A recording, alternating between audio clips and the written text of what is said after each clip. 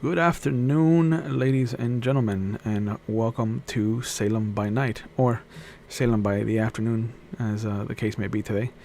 Welcome to our special interlude episode. I have the joy and pleasure and honor of welcoming a friend of ours from local theater down here in South Florida. Michelle Laverne will be joining our coterie, not our coterie, but our story. You might know her as the company member for Juggernaut Theater. She was solely responsible for making the greatness that was Miami Motel Stories come to life, and is a pioneer in immersive theater. And you can find her at Go for Mitch on Instagram and Twitter and wherever you like to do the things that you do on the interwebs. So everybody, please welcome Michelle Laverne.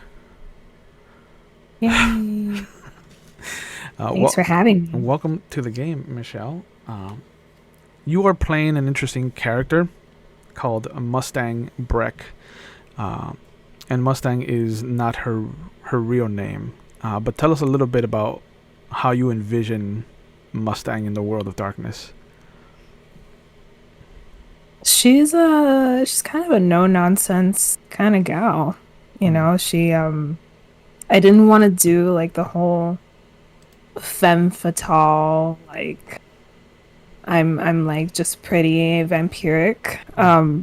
You know, she's had a hard life. Yep. And she's really had to fend for herself. So that's always those kinds of characters with complicated backgrounds are really fun to play. Yep. Yeah, they sure are. Do you want to give away anything of her past before we get started, or do you want to touch on anything? I don't think so. Okay. I don't think so, unless you think I should. No, it's always your decision. So yeah, I don't think so. Mustang is going to join our Salem by Night story. So she has, at some point in her life, made her way to Salem, Oregon. And whether that's escaping the ramifications of what we might see in this story that we're telling today, or whether it's something that comes afterwards, let's not start in Salem. But instead, let's go back to 1975, and it's December 31st. It's the last day of the year. You are waking up to what should be just a regular kind of celebratory day. You know, Frankie is excitedly expectant of the new year. 1975 was a boring year. There wasn't a lot happening, and he's hoping to change that moving into the future, as the only big thing to have happened this year was the legitimization of the Crowe Club, the Crows Club. So he has come knocking with his regular boys in tow. Are you up for visitors? What time is it? It's about noon. He knows not to come before that. Okay. So I think she's like dressed. Maybe she's reading. Mm-hmm. Yeah. Okay. So he'll do his usual shave and a haircut knock. Mm-hmm. Wait the appropriate amount of time, and then kind of like open the door. But he never steps in without your permission. Okay. So you see him kind of hovering at the door jamb, and behind him you can see the movement of the three knuckleheads that he has with him at all times, who have been lovingly referred to as Larry, Moe, and Curly. But he kind of looks in and he's just like, "Hey, look who it is! Up and at 'em, early bird gets the worm and all that. I need your help if you're interested." Morning. What do you need? And you see, as you say that, he immediately takes off his hat, and you can see the recessed hairline of his kind of like gray hair that is slowly becoming white. His sheepish grin of his clean-cut face, and he brings his hat down to the middle of his big, jovial belly. And he looks over. He's like, I got a couple of people coming in tonight, and I was hoping that you could pick one of them up from the airport. His name's Gerald Sanders. They call him the Mouth. It's coming in from New York. So you just need me to pick him up? Yeah. Just pick him up, bring him back to the restaurant. What time? He should be in by 8 o'clock. And he looks over at one of his boys like, am I correct in that understanding? And the guy just nods exasperatedly. You can't send one of these assholes? I would, but I got the three of them picking up another friend of mine that's coming in at the docks. It takes 3 of them to do that? If I want it done right, yeah, it takes all 3 of them. That's a shame. Yeah, you see, right, and you see that he raises his hand like he's about to slap one of them, and they wince. They all wince at the same time. You're the only good help I got here. Fine. I appreciate it. Can I take the car? Yeah. Toss her the keys, Mick. And you see the fat one kind of step forward, almost crossing the threshold of the door, but he just kind of like throws the keys into the room. He's like, okay. There you are, Mustang. Thanks. And he nods and immediately starts to back up. But Frankie kind of looks over. He grabs the door handle to close the door, and he's just like, all right, I trust you. I will see you later tonight. Remember, try to look pretty. I got people coming in from out of town tonight. I like it to look like we're civilized people. Sure. Good. He hovers there for a moment, kind of looking at you in the room and whatnot. The Boston skyline behind you through the window, and he just kind of nods one last time and closes the door. The rest of the day goes by uneventfully. There's really not a lot of things to do. Everybody's kind of gearing up for the festivities tonight. There's an exorbitant amount of champagne and wine, and all the cooks are in the kitchen working on just hors d'oeuvres and kind of like party food, little niblets. this is the first time that Frankie's doing a big kind of New Year's celebration.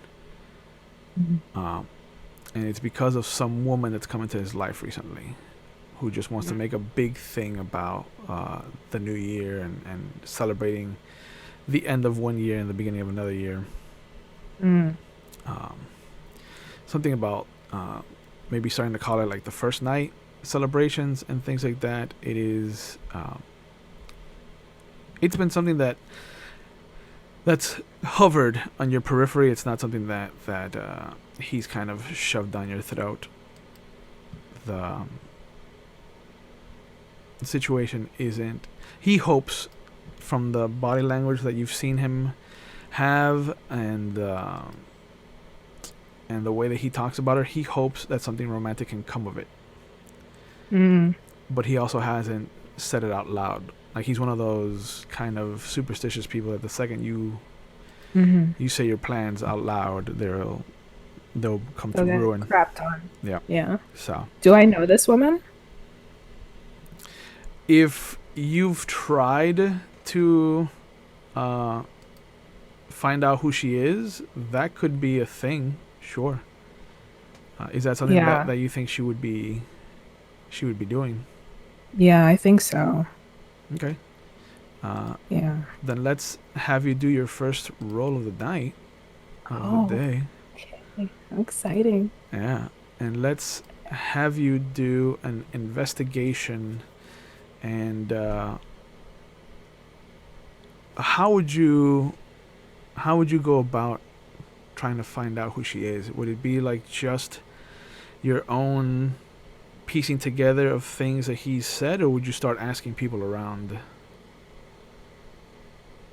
him? I mean, I guess I gather that he hasn't brought her around. No, not at all.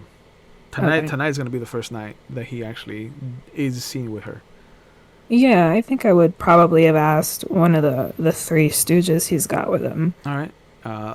Then I definitely think it's going to be an investigation and manipulation. I don't think that you would use charisma with them. Modifiers? There are no modifiers. You have no specialties for investigation. Jesus Christ, 5 successes. Where is it? I can't find it. Yeah. Oh, it's in the chat. Yeah. I found it. Yay. So I know who she is. Yeah, easily. You basically know her life story. Cool. So, having cornered the three of them individually and kind of pump them from information through coercion or threats or any other kind of tactic that she knows to use with each of them, because each one might succumb to a different tactic. You found out that her name is Clara Wainwright. She's on the board of trustees for Boston's kind of artistic programs. She is huge on making sure that artists and musicians have venues to play in, and that the arts are pushed here in Boston as much as possible. And sure enough, you also find that she's been pushing to have to kind of create something for Boston, kind of using the harbor as a backdrop and creating a kind of collected celebration to try to rival New York's, ball dropping. And so tonight, you also find out, is the first of what is going to be called First Night in Boston for the next few years, which she's the one that orchestrated it, thanks to Frankie's help as well. So the day goes by uneventfully. The knuckleheads go off towards the afternoon to the docks to kind of pick up whoever they're supposed to pick up. And as you leave to go to the airport, you know, the sun is setting over the water.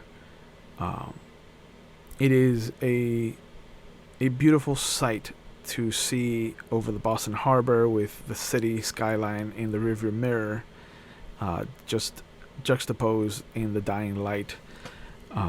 You get to the airport, and sure enough, around 8:15, you see this lanky man with longer than average limbs. He's about 6'6", in a really weathered kind of leisure suit. Has a simple briefcase in one hand and a kind of duffel bag in the other. Long black hair down kind of just past his shoulders, slicked back, clean shaven, kind of like a widow's peak at the top, these deep brown eyes, this kind of hooked but short stubby nose that doesn't quite fit his face. But he comes over as he sees you probably have some piece of paper with his name on it. And he's like, "You Frankie's guy?" You Gerald Sanders. "Yep, that's me." I'm Frankie's guy. "Man, I didn't think Frankie was trusting women with his jobs anymore. It's good to see She you." doesn't say anything. Yeah. She doesn't say anything. Yeah. "It's good to see you. You got a place I can put these things down?" And he kind of holds Over here. his hands up. He follows you to the car, and he immediately he drops the things off in the back seat. He gets into the passenger seat, and as Gets into the passenger seat? yeah. Okay. Do you tell him? Not to, or That feels weird. That feel weird? it could feel weird to you? That feels weird. That feels weird. She feels weird. Okay. If he notices, he doesn't let on. Okay. Even so that as you're driving away, like he slides himself into the corner of the seat and the door so that he brings his hand out and kind of puts it on the back of your seat and he just kind of like looks in your direction, and he looks past you at the city, and he just like starts to create small talk, like, you know, what's the weather like? How do you like it? It's kind of cold, isn't it? And it has started to kind of flurry. It's not a heavy snow, but it is a little bit of a flurry that's going on. But yeah, you see that he's just kind of like sitting there trying to chat you up as you're driving. Just small talk. Yeah. Okay. Go ahead and make a awareness and resolve roll for me. Yeah. 2. You notice that as he's talking, he is barely giving you time to answer any of his questions. Like, the second you've given him an answer, he's already moving on to the next question. Like, he is talking a mile a minute. Is he on something? It looks like it. It looks like, you know, there's something off about him. Mm-hmm. And right when you're getting to like the crescendo, the height of your creeped out factor with him, you get to the restaurant. You get to the old Crowe. And when he sees it, he claps his hands together, and it kind of startles you for a moment because it's unexpected. There's a sudden clap, and it brings you back to the noise of the water lapping against the docks the night that you lost Benny. And just there's a moment when you're kind of sitting there, the car's in park, and you just haven't turned off the engine, that you start to get lost in that memory. And then you're immediately snapped out of it as you feel his hand actually touch your shoulder.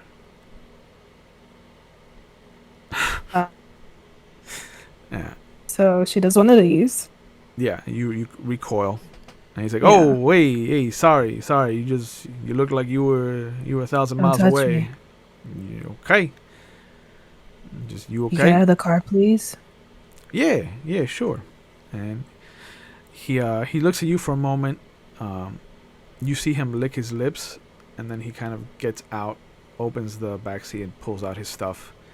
And then he closes both doors, kind of gives you a look, and then he slowly makes his way into the restaurant. What do you do? So it's like 8:30. At this point, it's 9:15, almost 9:30. And you can see that there are people trying to get into the valet. People are Holding up traffic. Yeah. And there's people, that are just like walking over to the restaurant, really dressed nicely. Everything looks really nice. There's a bunch of like festive kind of, not Christmas, but like something new is happening, something different is happening here at the Old Crow. And you can just see like there's something really happy happening here At the restaurant. at the restaurant. Do I know where I'm supposed to be? Like, did Frankie give me like a place to hang out at for the night? Or is it like a free for all because it's New Year's? It's probably a free for all. You know that you have your run of the place. Like there's very few places that you are not allowed to go to in the Old Crow. Then the only place really that he has ever told you not to go into without him is his office. Otherwise, the main hall is open to you. The two upstairs VIP rooms are open to you. The kitchen, the basement where some negotiations, and I use the term loosely, happen. Like that's all open to you. You can go almost anywhere in the Old Crow. Okay. So I get out of the car, I hand the keys to the valet. Yep. And I'm gonna go inside the restaurant. As you hand your keys over to one of the valet guys, because they know who you are, you hear from one of the cars and behind you just somebody yell out, "What the fuck? I've been waiting for 10 minutes!" And one of the valets just yells back, "Sorry, can't do anything about it." And they just drive your car into wherever they park the cars. The valet that kind of puts the ticket in your car is like, "Is this do we give you back the keys, or do we give these to Frankie or the boys?" Give it to the idiot that whatever. He doesn't have a name yet. Yeah. One of the three. Yeah, one of the three. Give it to Mo. Mo. He's like, He's okay. gotta go clean it. All right, you got it, Mustang. And he rushes off and drives the car away. But yeah, how are you dressed currently?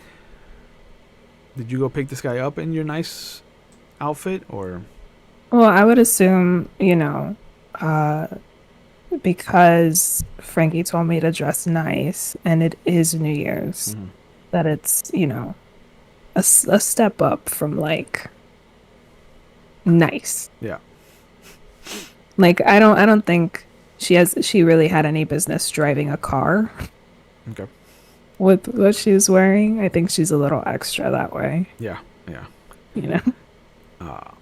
So sure enough, as you walk in, you have definitely set the bar. Like there are people there who are like wearing furs and expensive jewelry and things like that, but they're the exception, not the rule. So you definitely are. I don't think you're in their stratosphere, but you're definitely in your own kind of layer. And there's a distinct difference between like the everyday person or regular that goes to the Old Crow and the hoity-toity new blood that is there. But as you come in, one of the idiots tells you that Frankie is.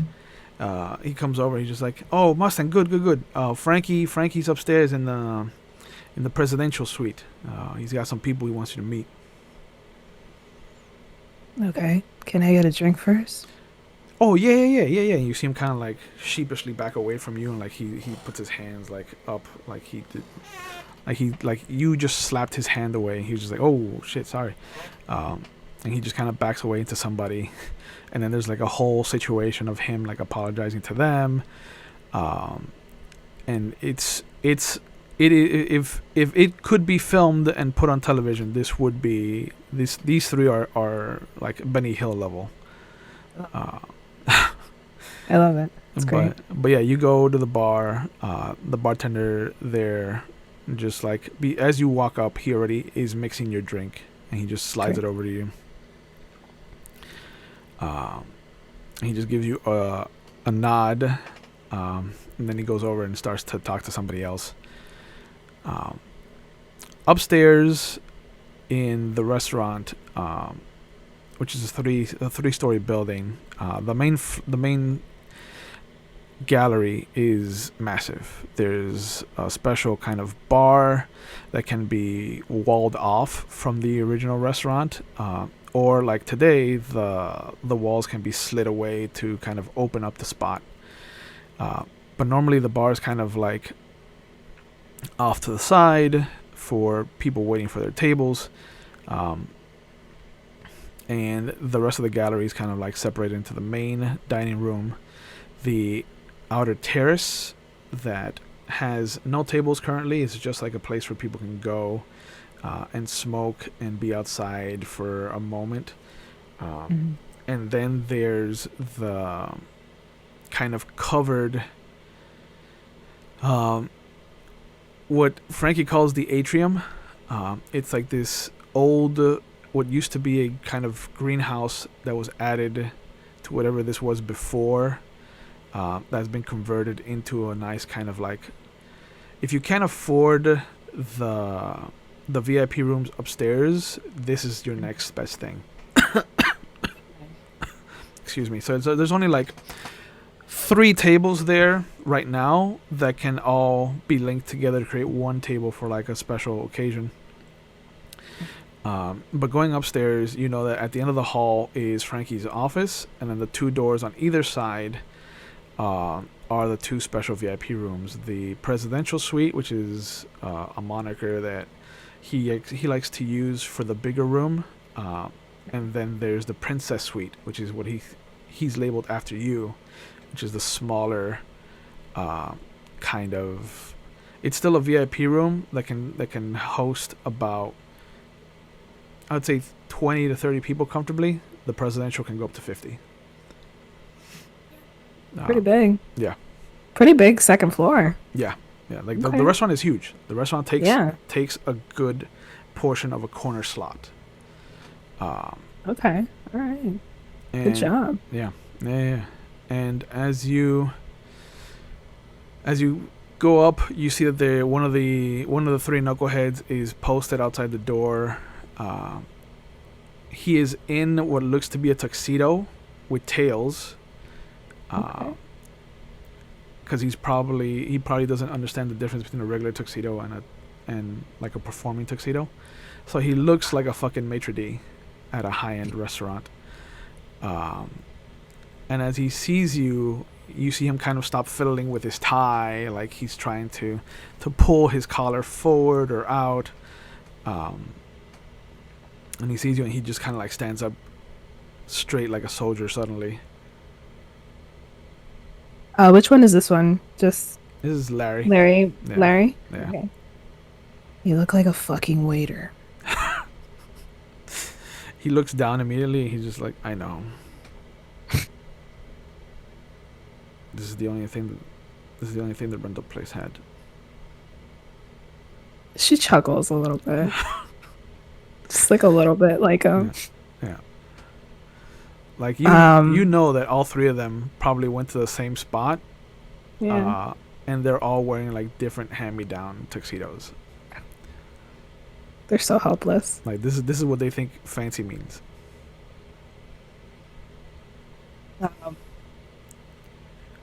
So, who's in there? It's Frankie. It's his girl, and there's three other guys that I've never seen before. One of them kind of has your complexion. That's weird. Mm-hmm. Are these the three guys that you guys went to go pick up earlier? Well, we picked up one of them. We picked up the old man, and he just leans in. He's like, he is creepy as all get out. So we've got an old man, we've got a guy with my complexion, and then there's a third person that he hasn't told me about yet. Yeah, he's like, he just came in. He had a briefcase and a duffel bag in one hand. Oh, that's the guy I brought in. Oh, how was he? He was really nice to me. He gave me a 20. Just for opening the door. Anything. I don't say anything. Okay. You gonna let me in? Oh, yeah. He just like, he opens the door for you. And he's like, hey, boss, Mustang's here. And you see that all of them in the room suddenly just kind of like turn to look at you. And sure enough, Frankie is not sitting at the table, but sitting like kind of like one leg up on the table, like how you would relax at a pool table. He's got a beautiful older woman who's got like brown hair with Mm. these racing stripes of gray kind of intermingled in her hair. Light eyes from what you can see at this distance. Just this really beautiful dress, this simple pearl necklace, and just a small kind of clutch. Mm-hmm. You see the guy that you brought from the airport, Gerald. And then you see what looks to be this really frail looking, beautiful business suit kind of older gentleman that has this walking cane with him. No real hair on top. He does kind of have that monk's donut of hair up by his ears that kind of comes down to the nape of his neck. Kind of icy blue eyes that just are kind of sunken into his skull a little bit. And just this perch like a raven or a crow. Like he looks like he's got the walking stick in front of him, and it almost looks like the rest of his body could just disappear, and his upper half would just be this old bird kind of perched on that like a branch. And then there's a young man who has a wild head of black hair, almost like a hot chocolate brown skin with really, really light brown eyes, and just this shotgun spatter of freckles over his nose, between his eyes and his mouth. Really tight and trimmed black beard, and wearing traditional kind of Arabic festive clothing, silk that you can immediately tell. And as you walk in, his smile widens, and there's a moment where it almost feels dangerous. It's almost like if a shark could smile at you from the aquarium, that's what it would feel like. It's terrifying. Yeah. But as you walk in, Frankie kind of opens his hands out. He puts his glass down on his desk, on the table that's there, that he was leaning on, and he comes over and he gives you... He puts his arms out for a hug, but he stops himself, remembering your aversion to that. And then he just kind of claps his hands softly and turns around and he's like, "Gentlemen, this is my, you could call her my protege. But I'm glad that we waited to do business until she arrived." And he introduces you to Gerald again. He's like, you brought Gerald. The old timer is Nikolai Barlow. We call him Old Nikolai. And this, he points over to the chocolate man. He's like, "This is Saif Najjar. He's new to Boston. Wants to help out, make a name for himself." But the old man kind of nods at you, and without moving, you can just hear his voice, very, very slithery, kind of come over to you. He's just like, "It is a pleasure to meet you, Miss Mustang. You've heard good things." This is the old man? Yeah. Oh, okay. Yeah.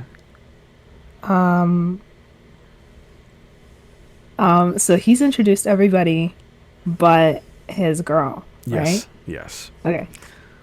And who is this? And I gesture to his lady friend. his lady, yeah.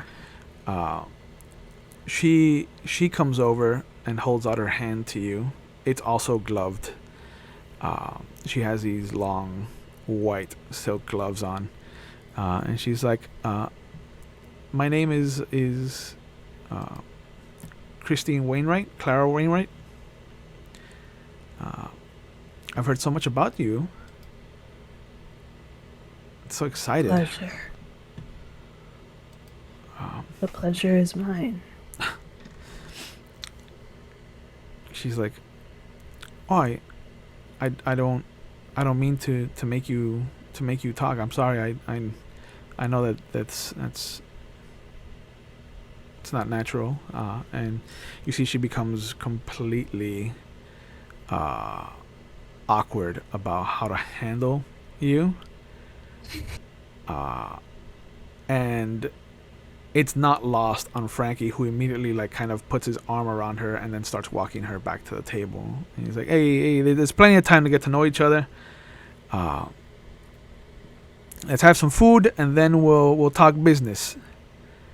And as he sits She's down, a nervous person. yeah, as he sits down, he pulls a chair off for her, and immediately one of the waiters comes in with a round of food, and things like that, and drinks for people, puts on a carafe of wine. But after the first kind of round of food, give me a awareness and wits roll, please. I wanted to ask but maybe after this. Sure. Yeah. Let's try this. I mean, as you roll, you can ask your question. Yeah, I wanted to see. Wait, what did you want me to roll? Awareness and wits. Awareness and wits. I wanted to see if I could tell anything from Sharif, like from what he's wearing. If I could tell anything about like where he's from and. Oh, Saif? Saif. 2 successes. Okay. For Saif, make an either insight, if you want to just kind of go off of the colors and the way he handles himself, or you could try to make a awareness and intelligence check. So either insight and intelligence or awareness and intelligence. Do awareness and intelligence. Okay. Only 3 this time. Okay. So for the first roll that I had you do, you notice that Gerald and Nikolai aren't eating. Saif is eating, though. He is enjoying the food and the drink, and makes mention of how the wine reminds him of certain places he's been to in India. Mm-hmm. But he's wearing what looks to be very Arabic colors. Like they are specifically not from where you come from. But it does look like it fits the area. Like it's cut for that arid kind of. It looks authentic. Yeah. Yeah. No, this is definitely not.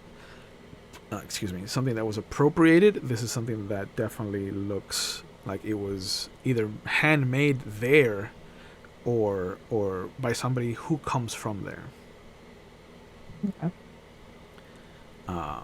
But sure enough, you see, you get to the end of dinner, and with your successes, you do notice that Gerald and Nikolai have not touched their food or their drink. They've held it up ceremoniously whenever there's a toast, and they've brought it up to their mouths, but you notice that the level is not changed. This wouldn't fly in like an Italian setting. And she knows that. Yeah. And if we're supposed to conduct business with them and they're not partaking in our food, that's a problem. Yeah. So, and Frankie hasn't said anything about it. Frankie has only been paying attention to Clara. Okay. But now that the food has been kind of taken care of, the food portion of this meeting has been taken care of, and it's closer to like 10:30. He escorts Clara out of the room, tells her that he's like, I'll be right down after I handle some of the dirty business of trying to expand the restaurant into other cities. And I don't want to bore you with the details, so we'll be down in just a bit. I got plans that I want to share. And he kisses her on the cheek, and then closes the door and comes back over. And as he sits back down at the head of the table, he kind of looks out at the group of you gathered, and he's like, "Okay, so I'm trying to make plans to get back into New York, and I'm looking for help in that avenue. So this is why I've kind of gathered the 3 of you, because I'm gonna need some help." And Gerald puts the briefcase on the table, opens it, and shows that it's full of money. And he just looks over at him, and he's just like, "I'm ready to help whenever you need it. You just know my price." And he nods at him. The old man looks at you for a moment, and then turns back to him, and he's just like, "I would like to know why the girl is here. She seems to be rather young to be a protege for something like this.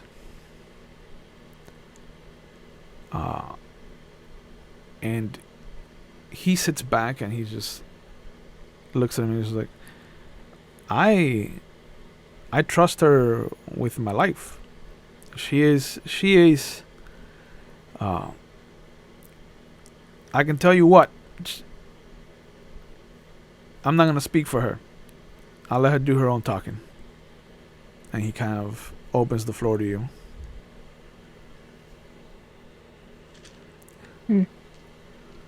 And the old man just kind of slowly turns to look at you.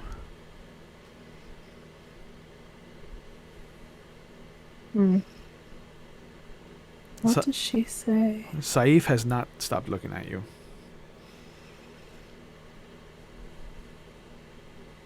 You know what I think is interesting? He nods. You two didn't partake in our meal. He's like, my stomach is particular. I cannot enjoy rich food.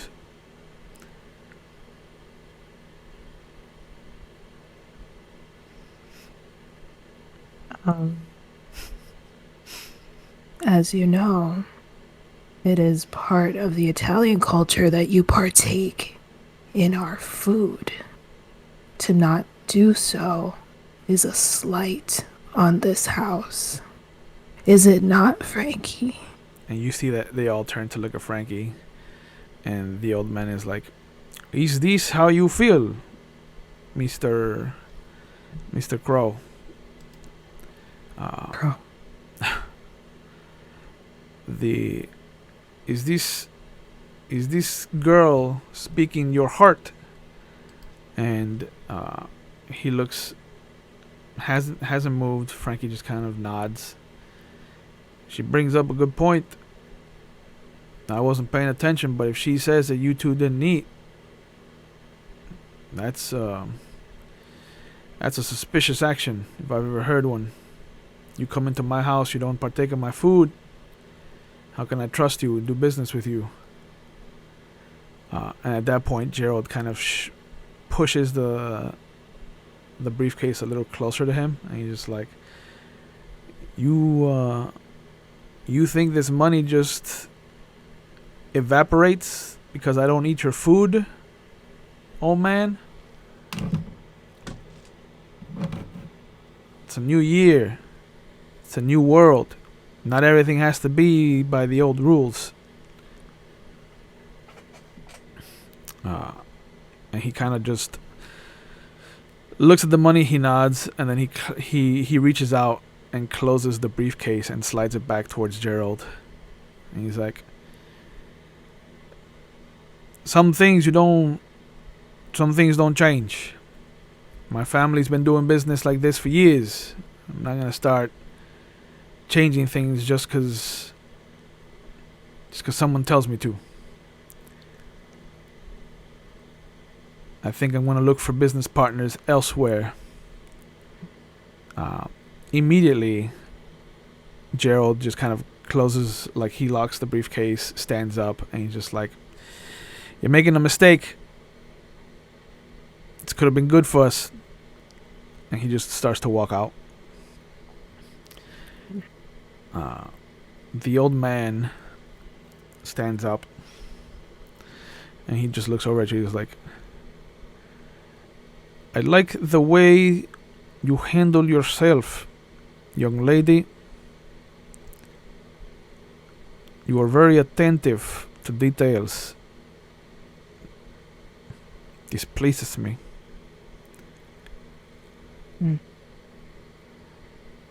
He looks over, he's like,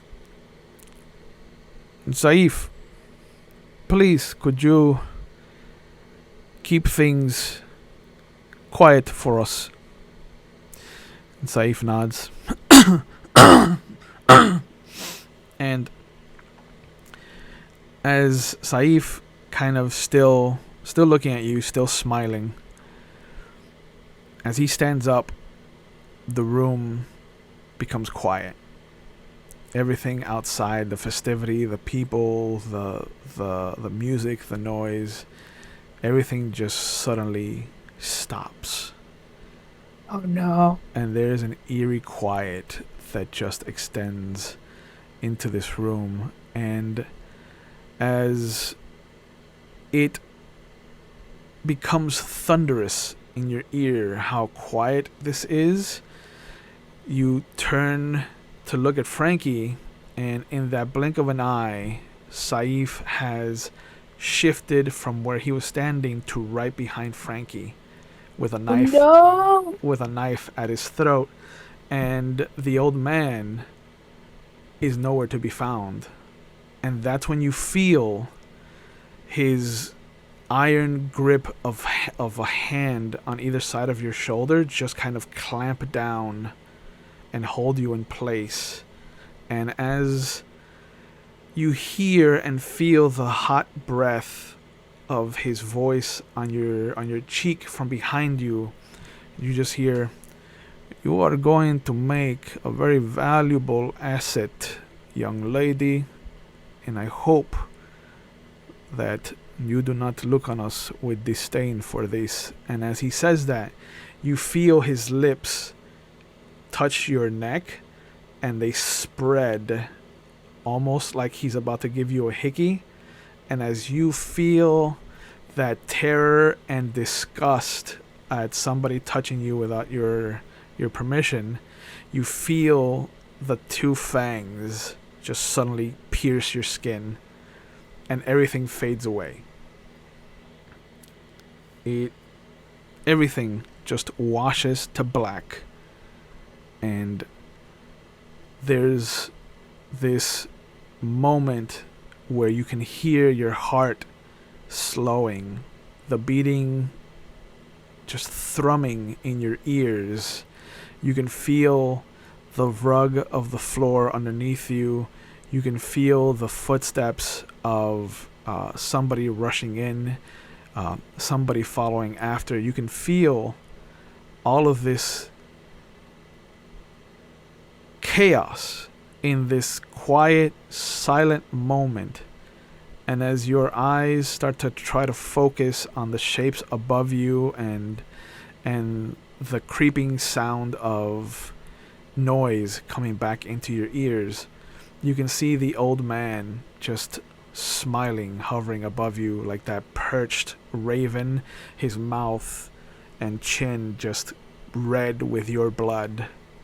And you see him bite into his wrist and then bring it down towards your face. And as you feel the cold, sudden metallic taste of blood in your mouth,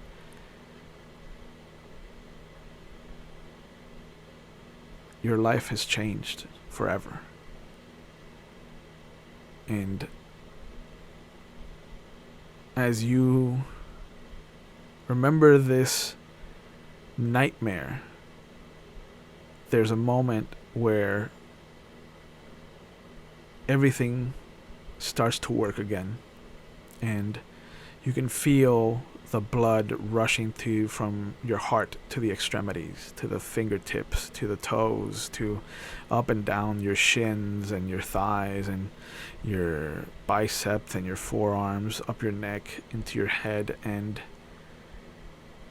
once again, you awaken in whatever existence you are in currently in 1984 Salem. And for another night, you have been visited by whatever nightmare reminds you of your current existence as an unliving creature. But this night, like all the other nights before that have given you rise to your new on life, this night is different. Tonight, you're going to meet your sire for the last time. And this is the first time that you can feel like something is going to shake things up in Salem, and come hell or high water, you're going to be in the driver's seat. And this is where we'll pick up your first episode with your coterie member.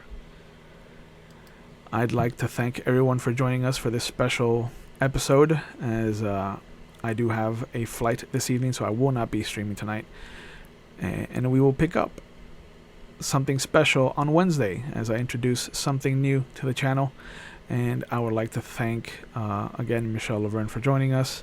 And remember, if it feels like things are rough and you need someone to talk to, reach out. There's no harm in reaching out.